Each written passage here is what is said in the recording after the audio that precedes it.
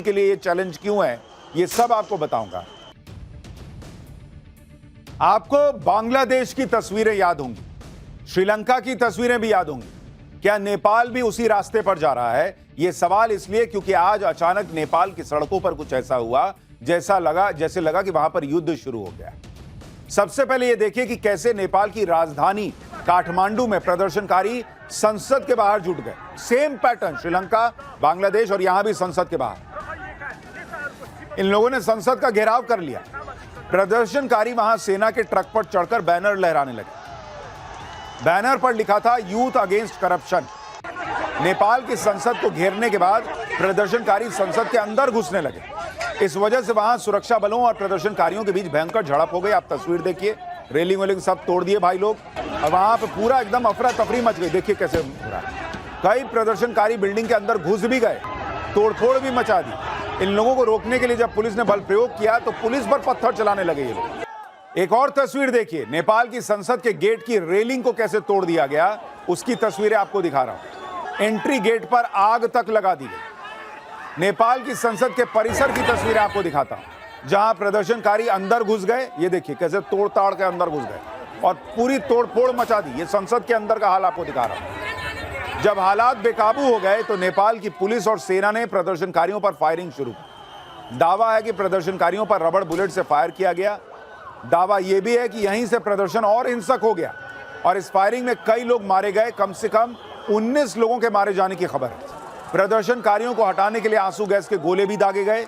इस प्रदर्शन में करीब 350 लोग घायल हुए हैं। नेपाल की संसद के बाहर खड़ी सेना की गाड़ियों को भी टारगेट किया गया। यह सब बवाल तब हुआ जब काठमांडू में संसद के आसपास का जो एरिया है वहां ऑलरेडी कर्फ्यू लगाया हुआ था। तब जाकर यह तमाशा और बवाल हुआ। नेपाल में उग्र प्रदर्शन की कुछ और तस्वीरें देखिए। सोशल मीडिया बैन के खिलाफ नेपाल के कोने कोने से युवा काठमांडू में जुट गए। हजारों की भीड़ संसद की तरफ मार्च करने लगी। प्रदर्शनकारियों को रोकने के लिए सुरक्षा बलों ने बैरिकेडिंग की थी।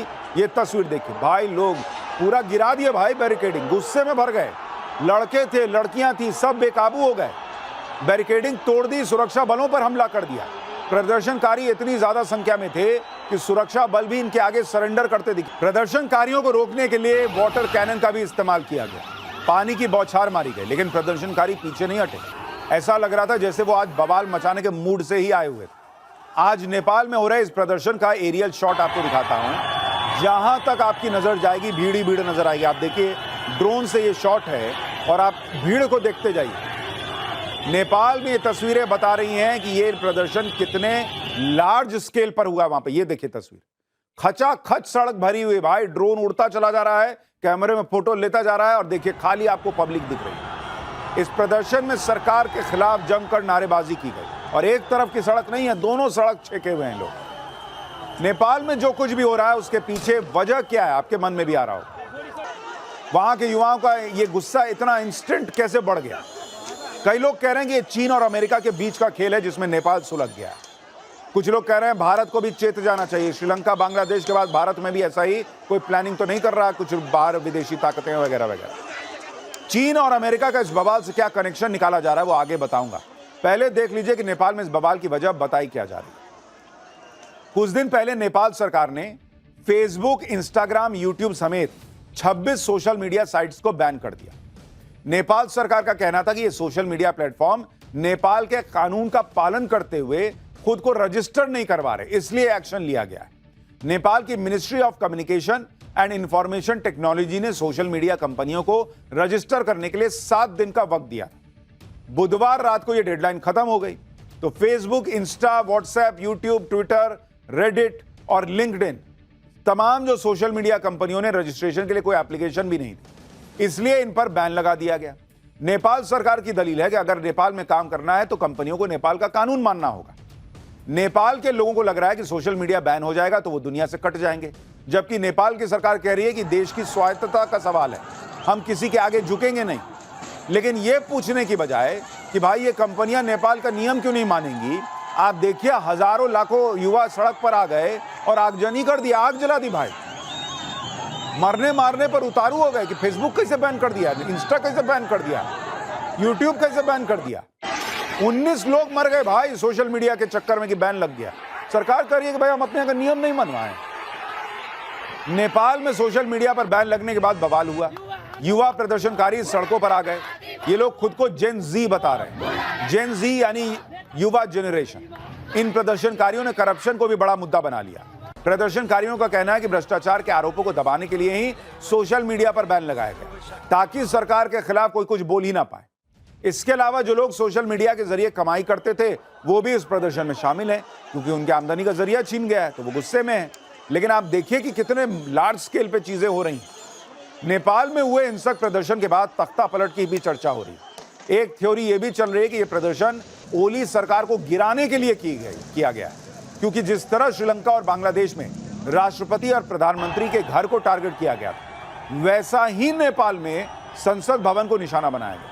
प्रदर्शनकारियों के टारगेट पर राष्ट्रपति भवन, उपराष्ट्रपति का घर और प्रधानमंत्री ऑफिस भी हो सकते हैं कहा जा रहा है। इसलिए काठमांडू में कर्फ्यू का दायरा बढ़ा दिया गया है, क्योंकि वहां उनको लग रहा है कि भाई ये बिल्कुल बांग्लादेश और श्रीलंका वाला मामला लग रहा है। नेपाल के प्रदर्शन में युवा मारे गए, इसलिए इस बात की काफी संभावना है कि नेपाल में अब यह आग ठंडी नहीं होने वाली, बल्कि और भड़क सकती है। श्रीलंका और बांग्लादेश में तो उग्र भीड़ के आगे वहां के सिस्टम ने सरेंडर कर दिया था। वहां राष्ट्रपति और प्रधानमंत्री को देश छोड़कर भागना पड़ गया था। हिंसक प्रदर्शन के बाद नेपाल में केपी शर्मा ओली के इस्तीफे की मांग तेज हो गई है, लेकिन केपी शर्मा ओली अभी प्रदर्शनकारियों के आगे झुकने को तैयार नहीं दिख रहे। दावा है कि हिंसक प्रदर्शनकारियों को देखते ही गोली मारने का आदेश दे दिया गया। आप देखिए इसको, इस लड़के को देखिए भाई, इसको गोली लगी हुई है कहा जा रहा है। देख रहे हैं पूरा इधर गोली लगी, पट्टी उट्टी हुई है, मुंह में पट्टी लगी हुई है, और भाई जो है वहां पे लीड कर रहा है भीड़ को। इतने गुस्से में है लोग कहा जा रहा है। नेपाल में जो कुछ हो रहा है उसे अमेरिका और चीन की वर्चस्व की लड़ाई से भी जोड़कर देखा जा रहा है, क्योंकि नेपाल में अभी जो केपी ओली शर्मा हैं उन्हें चीन का करीबी माना जाता है। उन्होंने जिन सोशल मीडिया प्लेटफॉर्म को बैन किया उससे ज्यादातर अमेरिकी कंपनियां ही प्रभावित हुई हैं, जबकि टिकटॉक, वाइबर, विटके, निम्बस और पोपो जैसी सोशल मीडिया साइट्स पर कोई बैन नहीं लगाया गया। ये सारी चीन की सोशल मीडिया कंपनियां हैं। दावा है कि इन कंपनियों ने नेपाल के कानून के मुताबिक खुद को रजिस्टर करवा लिया था, इसलिए ये बैन से बच गई। जबकि दूसरी थ्योरी ये है कि क्योंकि केपी शर्मा ओली जो है वो चीन के करीबी हैं, इसलिए उन्होंने नेपाल में अमेरिकी कंपनियों का शटर डाउन कर दिया, और इसी वजह से यूट्यूब, फेसबुक, इंस्टाग्राम बैन करवा दिया गया, जबकि चाइनीज ऐप्स पर कोई एक्शन नहीं हुआ। इस वजह से ये थ्योरी भी चलने लगी कि कहीं नेपाल में इन प्रदर्शनों के पीछे अमेरिका का हाथ तो नहीं है, क्योंकि इससे पहले आपको याद होगा बांग्लादेश में भी अमेरिका के डीप स्टेट का हाथ होने की बातें कही जाती रही। चीन की भी नेपाल में बहुत दिलचस्पी है, इससे कोई इनकार नहीं कर सकता। नेपाल की सीमा भारत के साथ साथ चीन से भी लगती है। पिछले कुछ सालों में चीन तेजी से नेपाल को अपने पाले में करने में लगा हुआ है। साल 2016 में चीन ने नेपाल को तीसरे देश से व्यापार करने के लिए अपने बंदरगाहों का इस्तेमाल करने की इजाजत दी थी। चीन का मकसद यह था कि नेपाल भारत पर अपनी निर्भरता कम करे। इस समझौते के अगले ही साल यानी 2017 में नेपाल की सरकार ने चीन के साथ बेल्ट एंड रोड इनिशिएटिव पर साइन कर दिया। चीन के इस प्रोजेक्ट पर गरीब और विकासशील देशों को कर्ज जाल में फंसाने का आरोप लगता रहा है, जैसे पाकिस्तान के नहीं साथ किया कि तुम पैसा लो, मेरा चलने दो काम। पाकिस्तान बिक गया, वही नेपाल के साथ हो रहा है ये कहा जाने लगा। नेपाल ने चीन के अलावा अमेरिका से भी कर्जा लिया हुआ है। अमेरिका के भी कई प्रोजेक्ट्स नेपाल में चल रहे हैं। इसी साल फरवरी में नेपाल के पीएम केपी शर्मा ओली ने नेपाल पर बढ़ते विदेशी कर्ज को लेकर चिंता भी जताई थी। यानी नेपाल को अखाड़ा बना दिया गया है, जहां चीन और अमेरिका की वर्चस्व की लड़ाई चल रही है। अब नेपाल की सरकार का रुख कोई भी हो, लेकिन नेपाल की जनता यह जानती है कि नेपाल के लिए भारत ही बेस्ट है। नेपाल भारत से सटा हुआ देश, भारत और नेपाल का रोटी बेटी का नाता है। भारत और नेपाल के बीच गहरे सामाजिक सांस्कृतिक संबंध है, इसलिए नेपाल में कुछ भी उठापटक होती है तो उसका इंपैक्ट भारत पर पड़ेगा ही पड़ेगा। भारत और नेपाल के बीच 1751 किलोमीटर लंबी सीमा है। नेपाल का बॉर्डर यूपी, बिहार, उत्तराखंड, सिक्किम, पश्चिम बंगाल से लगता है। अगर नेपाल में अस्थिरता बढ़ेगी, भारत विरोधी ताकतें हावी होंगी, तो भारत में आतंकियों की घुसपैठ, ड्रग्स तस्करी, नकली नोटों की तस्करी का खतरा बढ़ जाएगा। इसलिए नेपाल के हालात सीधे सीधे भारत की सुरक्षा को भी प्रभावित करते हैं। आप बांग्लादेश का उदाहरण याद कीजिए ना बॉस। पिछले साल बांग्लादेश में जो तख्ता पलट हुआ था, उसका असर अभी तक भारत झेल रहा है। बांग्लादेश में भारत विरोधी ताकतों के हावी होने से वहां पाकिस्तान बांग्लादेश से मिलजोल बढ़ाने का प्रयास कर रहा है। भारत के लिए तनाव की बात इसलिए भी है क्योंकि नेपाल में ये प्रदर्शन ऐसे वक्त में हो रहे हैं जब नेपाल ने भारत से सीमा विवाद छेड़ा हुआ है। दरअसल हाल ही में भारत और चीन के बीच उत्तराखंड के लिपुलेख दर्रे से सीमा व्यापार को फिर से शुरू करने पर सहमति बनी, लेकिन नेपाल ने इस पर यह कहते हुए आपत्ति जताई कि यह तो नेपाल का इलाका है। भारत ने लिपुलेख पर नेपाल के दावे को सिरे से खारिज कर दिया। हालांकि इस मुद्दे पर चीन ने नेपाल का साथ नहीं दिया और इस विवाद से दूरी बना ली। नेपाल के पीएम ने एससीओ समिट के इतर चीन के राष्ट्रपति शी जिनपिंग से मुलाकात की और इस मुलाकात में नेपाल ने चीन के राष्ट्रपति से कहा कि अरे बॉस, लिपुलेख नेपाल की जमीन है, आप कैसे उधर डील कर लिए भारत से। लेकिन शी जिनपिंग ने नेपाल के पीएम को ज्यादा भाव ही नहीं दिया। नेपाल के पीएम 5 दिन की यात्रा पर चीन गए थे। वो चीन की विक्ट्री डे परेड में भी शामिल हुए, लेकिन चीन और भारत के रिश्ते अभी जो हैं उसमें नेपाल को कोनी मार दी गई। नेपाल की तरह ही पिछले साल बांग्लादेश में सरकार विरोधी प्रदर्शन हुए। प्रदर्शनकारी प्रधानमंत्री के घर में घुस गए थे। तब इंडी गठबंधन के नेताओं ने यही कहा था कि एक दिन भारत में भी ऐसा होगा, भीड़ पीएम आवास में घुस जाएगी, पीएम मोदी को कुर्सी से हटा देगी।